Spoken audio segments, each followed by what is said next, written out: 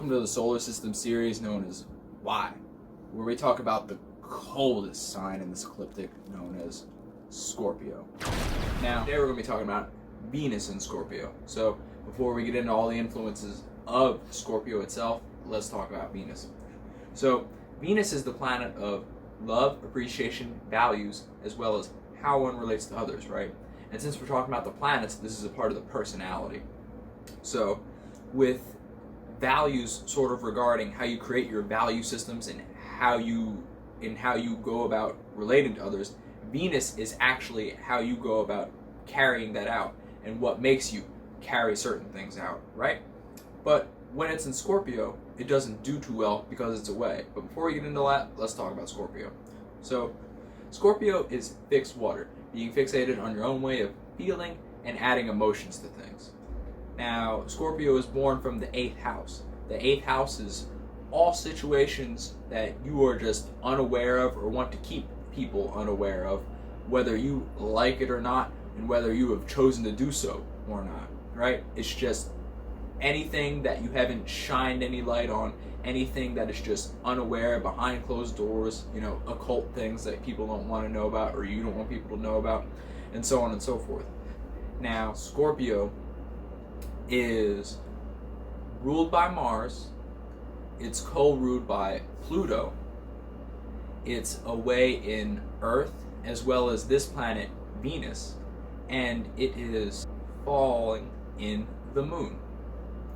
Now, with all that in mind, let's put it together and break down how Venus in Scorpio works. So, Venus in Scorpio, Venus in Scorpio, Venus in Scorpio. So, Venus doesn't hate Scorpio, but it doesn't like working with Scorpio at all, right? Scorpio is the fixed feeler. It likes to stay in one space and not really relate to too many people, right? Not necessarily because it doesn't want to, but kind of because it doesn't know how. And you know how Scorpios get when they don't know how something's going to go down? They don't want to deal with it whatsoever, because Scorpios have a very good eye for mannerism and intent. They're kind of like a detective with it, you know what I'm saying? They're always looking at it, working to break shit down. So, regardless of how someone actually feels about something, if a Scorpio sees somebody do that mannerism, they're going to take it way deeper than anybody else. They're not going to give you the time of day to explain yourself. They're just going to quick cut it, too much for me, I'm out, you know what I'm saying? So, with this being placed in Venus, this is how they'll actually go about dealing with their values and what's important to them and what they actually love, right? So, it can go a lot of different ways. Scorpio's so deep, it goes so many different directions, and while it's always in one space, so it goes about doing the same thing in many different ways. But from a feeling perspective, they feel all aspects of certain alignments. Now, with that being said, Venus and Scorpio people, they may not like showing their appreciation towards something unless they know how you're going to react to it and how they're going to go about doing it to trigger certain emotional responses and certain just general feelings towards that subject. If it's something that may hurt them, they'll keep quiet and keep doing their research if they really desire to do so. You know what I'm saying? Venus and Scorpio people, they don't really even want to work on this at first, It's too much for them, it makes them feel too much. They may appreciate depth, they may appreciate these situations, they may really like gossip and dipping their toe into certain situations that they shouldn't from a behind-scenes realm, but they may not necessarily want you to see them doing this. You know what I'm saying? Like, they're sort of tweaky about how they show their appreciation towards things. As for relating to others, though, Venus and Scorpio people really may have a hard time making friends at first, which is why when they can sort of find a group of friends that they can sort of confide in and actually, get some footing in how to relate to others, they will, they'll stick with these people for a while. And these people may be a tight, close, day ones type of friends, you know what I'm saying? And they may stick with them for years. But for those type of friends that actually have a Venus and Scorpio person, it's wise to take note of that these people may not actually feel the way that the time spent would, point you towards. You know what I'm saying here? Like, these people may look at you and treat you like their day one, they may treat you like their best friend, but you gotta remember, these people had to grow into that. These people had to actually take the time and figure out what works best for them, and while getting the same result that they desire. You know what I'm saying? The Scorpios are deep. They're gonna focus on something for a long time. They may not know how to get it right away, but they will eventually. But my main point with this is sometimes Venus and Scorpio people may utilize a friend group as a stepping stone. You know what I'm saying?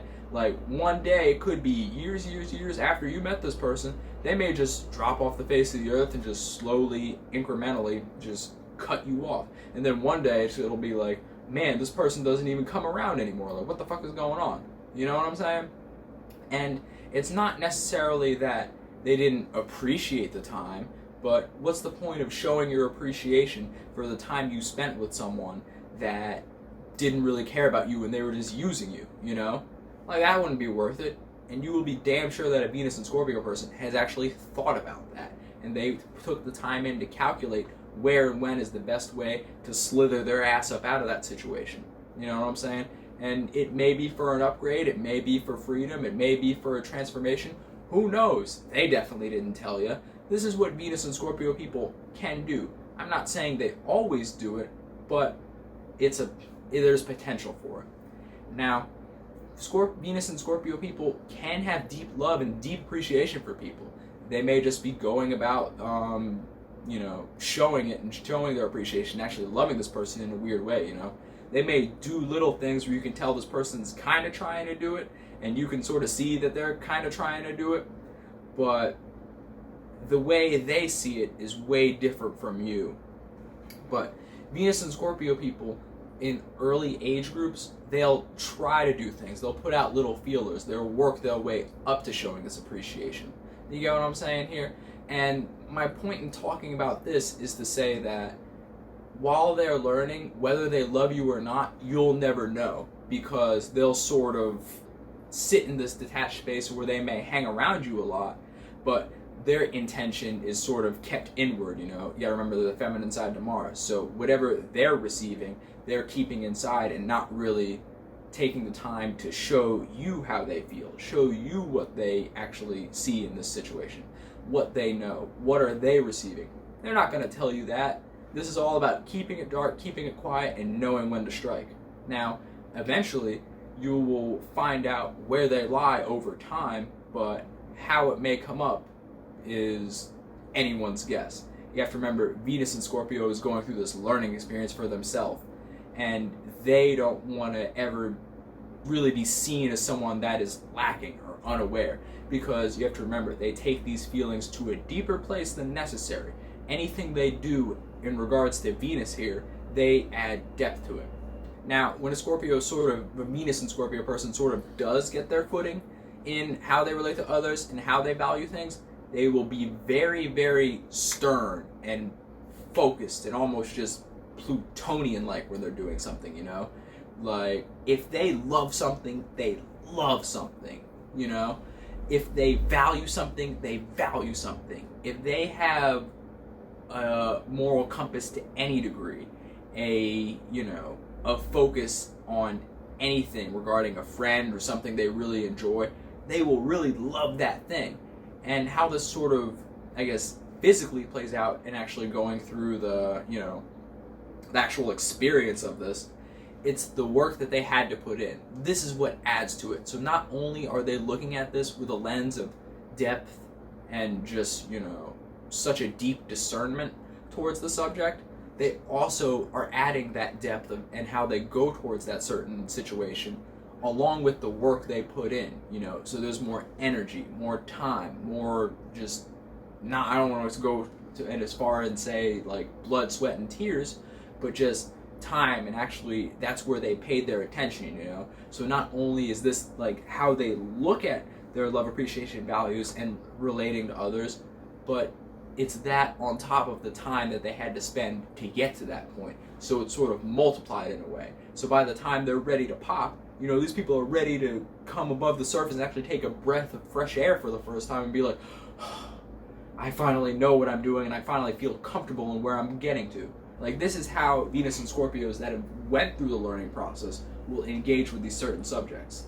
Now, As for Scorpio, let's break down the whole alignments as to why we got to this conclusion for how Venus and Scorpio is influenced. So, Venus is the planet of love, appreciation, values, and how one relates to others. With this being a planet, this is how your personality goes about engaging with this aspect of life. Now, with this being placed in Scorpio, you have to remember Scorpio is fixed water, being fixated in a way of feeling and adding emotion to things. It's born from the 8th house, so it's always in a space of the unknown, and it doesn't really like to add much onto that because, anytime there's a Scorpio placement, it just feels like, damn, do I really gotta go more? Like, I don't want to do this. I've already been doing this. This is all I do. Don't push it on me. Scorpio is also ruled by Mars, the planet of passion, willpower, aggression, motivation, and basically any emotion that gets you to actually act on something. It's co-ruled by Pluto, which is basically this with an extra multiplier on it, pushing you to the point where you need to get rid of something in order to create the space for the new. Pluto is that thing that gets you so riled up, so just tensed and full of energy that you just need to act, and actually handle something. And this is where that sort of cold, calculated side of Scorpio gets its influence from. Now, Scorpio is also away in Earth as well as Venus. Earth is the planet of patience, nurturing, growth, structure, and just grow all the aspects and influences and just traits that you need to bring a seed from seed all the way up to plant that actually is fruitful and flowering. Now, it is also away in the planet Venus, this planet, this sign, right here, right now, your sign that you have Scorpio in.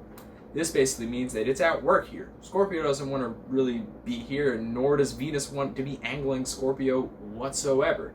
But, they kind of just sort of make an agreement and say, I guess we got to do what we got to do. It's like a coworker you don't like. You just deal with it in order to get the job done. And then Scorpio also falls in the moon. The moon is your reactions, your emotional state. Scorpios don't like to deal with this. They don't have a sense of comfortability. They're always existing in the unknown. The moon hates this. It can't stand this. Once again, it would rather just go to sleep and live in another realm or die if it could. Anyways, thanks for following the solar system series known as Why, where we talk about the coldest sign in this ecliptic.